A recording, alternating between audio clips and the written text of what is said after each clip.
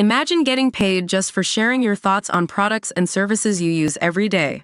With Survey Junkie, it's that simple. Click on the link in the video description to discover how you can start earning today by taking surveys. A family of a British grandfather who was put into a coma after falling ill on holiday in Turkey feel he is being held hostage until his £41,000 medical bill is paid.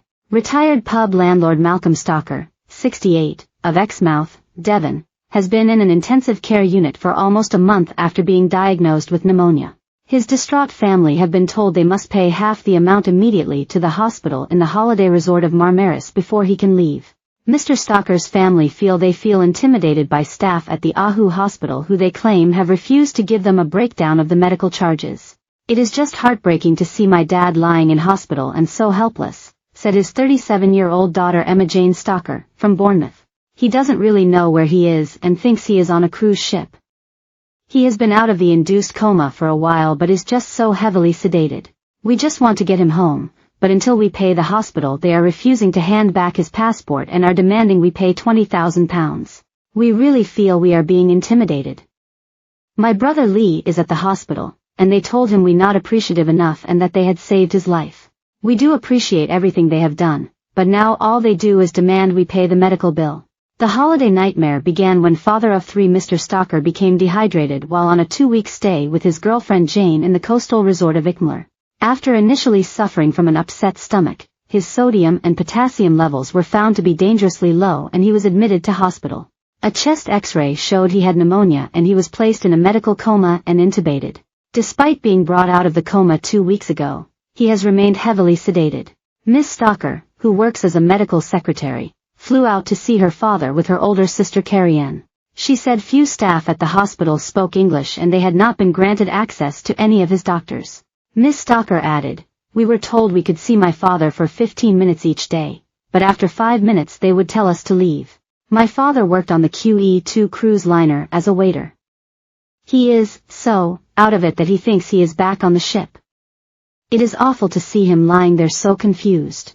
We have heard from others who have ended up in a Turkish hospital that patients can be deliberately sedated so that they run up more charges."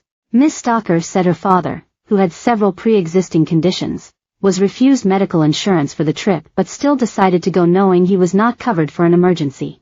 "The rights and wrongs about that can be talked about at a later date, when he is safely home," she said. The hospital said Mr. Stocker has so far run up a £41,000 bill for an almost month-long stay. Miss Stocker, a mother of one, contacted the British Embassy in Turkey to see if they could help, but was told she should consider starting a GoFundMe page to raise money for a medical evacuation flight back to the UK. She said, "We do not have the sort of money that the hospital are asking for. They have my father's passport and will not release it to the family.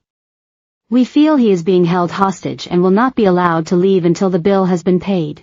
My brother Lee is at the hospital, and he was first told that we had to pay £20,000 and then in another meeting was told that we were not appreciative enough of what they had done.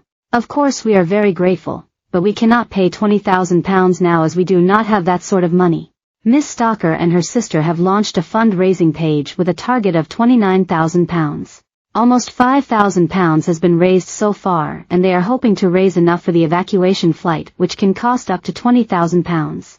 Miss Stocker said, "We just want to get our father home. As soon as we raise enough money we can pay the hospital and arrange a flight home. This situation is worsening, with Dad still laid up too unwell to leave let alone travel. The hospital will not allow him to leave without payment. We do not know where to turn." Mail Online has contacted the Ahu hospital for comment. To read more about the family's appeal, click here to see the GoFundMe page.